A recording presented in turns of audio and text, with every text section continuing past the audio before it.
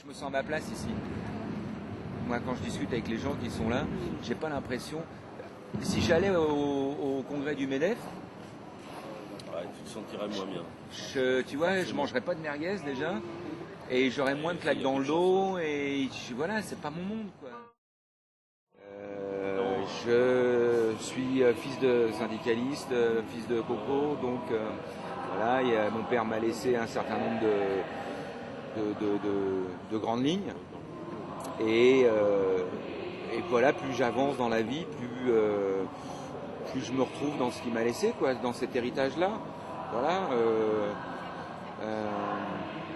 Et aujourd'hui, avec le coup d'accélérateur que connaît le monde et la crise, je pense que mon père, il m'a pas raconté que des conneries. Il y avait des trucs très justes, des trucs qui sont avérés, que j'ai pu vérifier ce matin lorsque j'ai été visiter l'usine. Le libre marché, le laisser-faire, c'est plus possible. Sauf si on accepte cette idée qu'il y a une partie de la population qui va se vautrer dans des biens et dans des cassettes, un peu comme Picsou dans les bandes dessinées, et la masse de la population mourir de faim. Si on accepte ces sociétés-là, les choses peuvent continuer. Mais dès lors que la majorité, et c'est le cas singulièrement en France, est de plus en plus importante, de plus en plus nombreuse à dire non, c'est pas possible de dessiner cet avenir-là pour nous-mêmes et surtout pour nos enfants, à ce moment-là, il y a beaucoup plus de gens disponibles pour travailler à d'autres solutions. Même si le débat peut montrer qu'il y a plusieurs opinions sur les autres solutions à mettre en œuvre. Mais déjà ça, c'est un point d'appui qui est considérable pour nos revendications et nos mouvements. Moi, je suis... Voilà, c'est peut-être de la sensiblerie, mais de voir ce matin Michel Lebihan qui m'a parlé de son outil de travail, qui est un mec qui a bientôt 52 ans, qui a passé 30 ans de sa vie dans cette boîte, qui a donné beaucoup. Un peu de sa santé aussi, parce qu'il ne faut pas oublier qu'on est dans des boîtes qui brassent des métaux lourds, des détergents, du bruit, etc. Donc il y a laissé, je pense, aussi une partie de sa santé.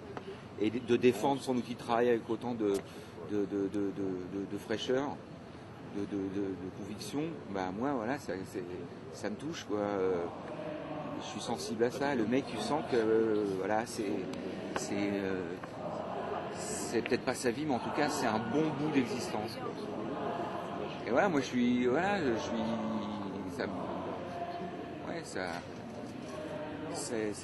combat des ouvriers. Moi, je suis sensible à ça.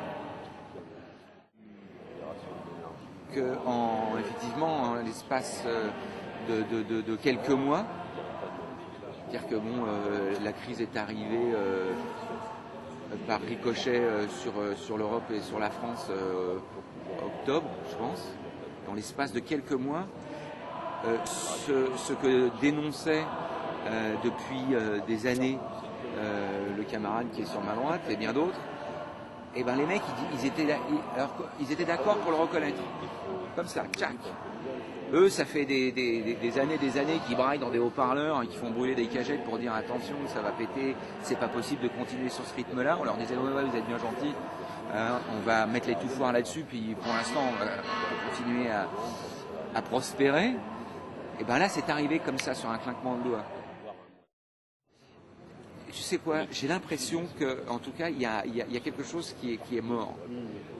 Il y a quelque chose, les gens ont compris aujourd'hui qu'on ne peut plus continuer sur ce modèle-là où on se goinfre, on est une petite dizaine, entre nous, on se copte, on fait notre petit business et en dessous ça marne.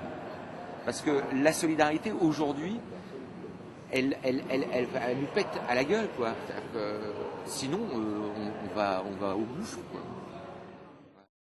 Voilà. Mais tu vois bien qu'il y a un sentiment d'exaspération, et là je reste poli, qui monte dans le pays, tu vois.